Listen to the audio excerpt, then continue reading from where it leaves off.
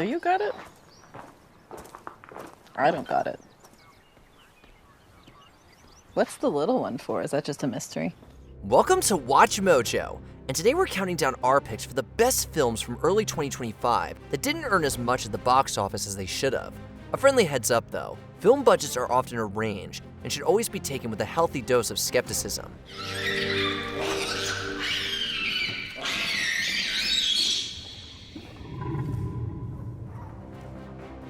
Number 10, Hard Eyes. Love and murder were both in the air in this Valentine's-themed slasher flick. However, even with a modest budget and a prime February release date, Hard Eyes struggled making a profit in theaters. Got it! Oh, good job. Thanks. Hey, you good? Yeah.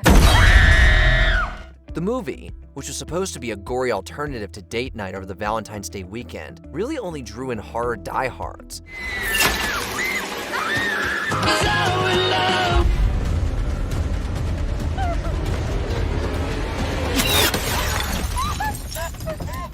With nearly half of Hard Eyes' audience showing up without a significant other, the horror film's box office ended with a broken heart. At the very least, those who did check it out left with hearts in their eyes, and probably a queasy stomach too.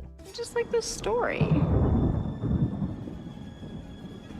Saint Valentine was beheaded. Number 9, The Assessment. I call it Aryan's thinking cave. Show who's open Cooper slate. I'm working on the cat's texture. How do you flub a cast of Elizabeth Olsen, Alicia Vikander, and Himesh Patel? Add in a sophisticated sci-fi premise about parenthood, and you'd think The Assessment would sell itself. So what went wrong? Well, the movie never really got a chance. That's what. Describe Mia with 3 words. Funny, smart, sharp. She can be a little sharp, but I like that. Keeps me on my toes. Released in precious few theaters and shuffled to digital less than 3 weeks later, the intimate thriller didn't get the push it needed to make any kind of serious cash. The Assessment's final tally totaled less than $1 million, a far cry from its budget, which is reportedly 8 times that. It's a tragic fate for what is undeniably one of the most thought-provoking movies of the year. You shouted at me. I did not. You did? It was You not. shouted. No, I raised my voice. Did? I did not. It's not. I raised my voice. It's not the same. Number 8, Novacane. Basically makes it so I can't feel pain, or hot or cold. And that's why I can't have the pie, or any solid food, really, because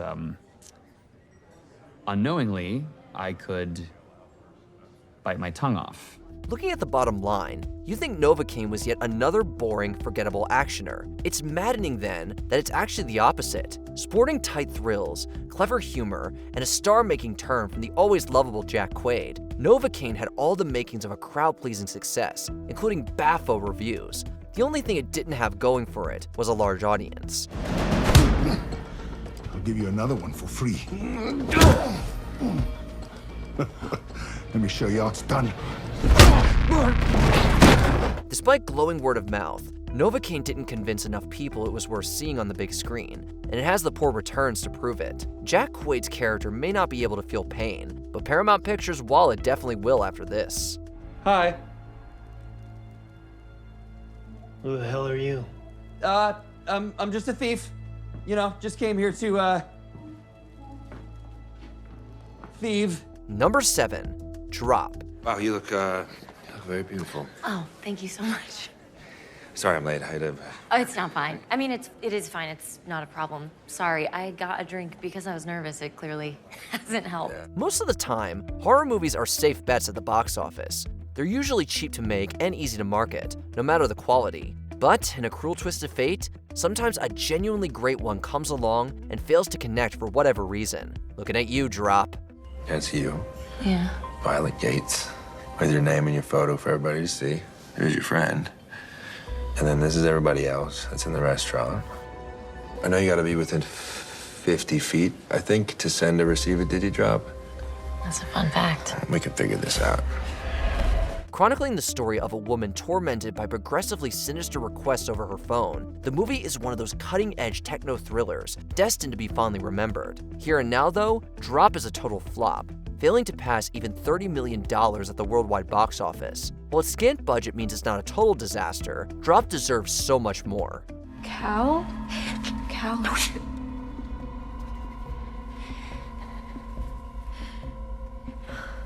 We should really get out of here. Can I have my eyeliner back? Number 6, Companion. Don't be all mopey and weird. Just remember to smile and act happy. Okay? Man, it's been a rough year for horror and Jack Quaid, huh?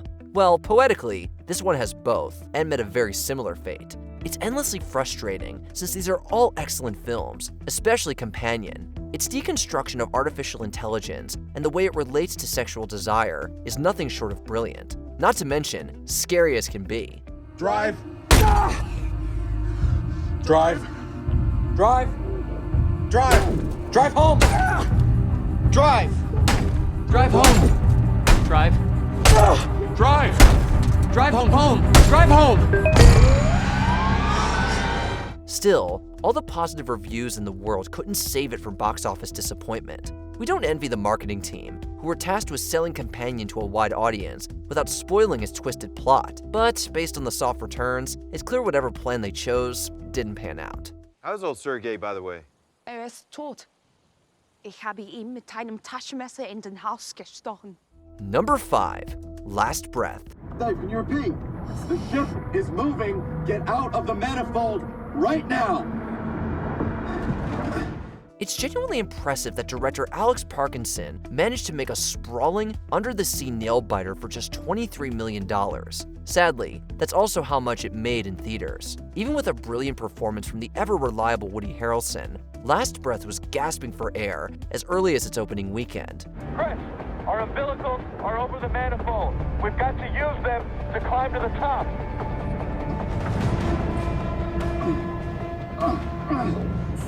Chris, you've got to really move. There was hope the strong reviews would buoy the sinking ship, but then sales dropped again the next weekend, and the one after that too. By the time it fell out of the box office top 10, Last Breath had already been quietly shuffled to streaming. It's a shame Woody Harrelson went down with a ship that shouldn't have been sinking in the first place. What happens now? Your umbilical. It's gonna snap. You'll get pulled off the structure. Now I will come back for you, but you have to do something for me, okay? You have to get yourself back to the top of the manifold. Number 4, My Dead Friend Zoe. Well, you should learn to talk about your dead loved ones more often. What is with this trend of sending the best films to the fewest number of theaters? Based on a gripping true story, My Dead Friend Zoe is a laugh-out-loud exploration of duty, trauma, and personal growth. You don't just have to hear it from us. Want a hand? No. Reckon you just tell me it ought to be replaced. Isn't that what your generation does? Something needs repair, you just get a new one. Well, I can't speak for my generation, but I was at 63 Bravo, so I can repair just about anything. It earned high marks at both the South by Southwest and Woodstock film festivals in 2024. So why then did its formal debut in 2025 barely scrape past $1 million in revenue? It's just plain unfair. If you enjoy comedy with a side of heartfelt messaging, then do yourself a favor and uncover this hidden gem before it's too late. Aren't we better than this woe is me shit? Did we join the most powerful military of all time? Did we survive the dumbest wars of all time? Just to sit here broken and all kumbaya and oh, ouchie, my feelings. No! Number 3, Mickey 17.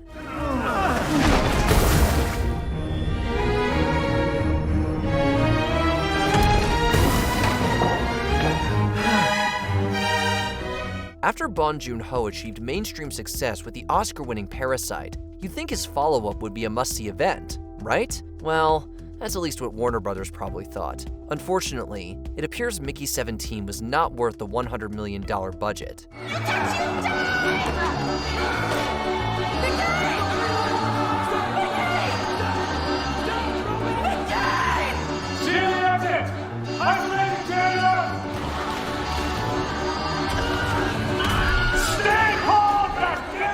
Most movies this year would kill for box office numbers around there, but because Mickey 17 cost so much to make, it's barely going to break even at the end of the day. That's not because of its quality, rest assured. While certainly a specific flavor, seeing almost 20 Robert Pattinsons on screen is hard to pass up. I don't like you. You're such a little bitch. But I'm you. Number 2, Warfare.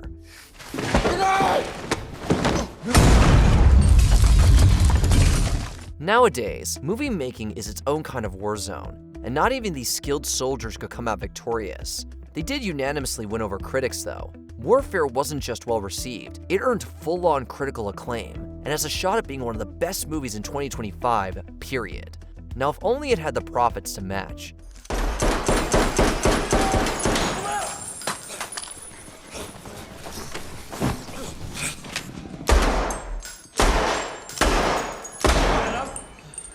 Whether it was because of the questionable April release date, surprisingly strong competition for Minecraft, or general audience disinterest with war films, the fact-based story simply didn't generate any buzz. If there's any silver lining, it's destined to be remembered more for its artistry than its box office anyways. We have enemy on our building and all surrounding buildings. Roger that. Stand by. Going hot. You gotta get ready, man. It's gonna hurt. On my count. Before we continue, be sure to subscribe to our channel and ring the bell to get notified about our latest videos. You have the option to be notified for occasional videos or all of them. If you're on your phone, make sure you go into your settings and switch on notifications. Number 1, Black Bag. We go round the table and each of us makes a resolution, the way you might at New Year. Some personal issue that needs to be addressed. We've got 3 words for you. Stephen freaking Soderbergh. If that's not enticing enough, the esteemed director helmed an edge-of-your-seat roller coaster starring, wait for it, Cate Blanchett, Michael Fassbender, and Naomi Harris. Yeah, this movie rocks. You are one naughty husband, George. You asked how it works. To be with someone in this business, this is how.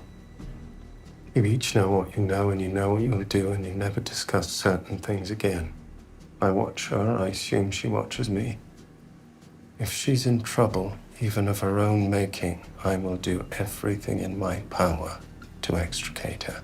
However, in a truly disheartening turn of events, general audiences completely missed the memo. At the end of the day, Black Bag couldn't recoup even 2/3 of its production budget in theaters. It's a fact Soderbergh himself has expressed frustration over, and we get it. If a movie this good can't get people in seats, it's hard to say what can anymore. Do you enjoy toast? Very much. Yes or no? Yes.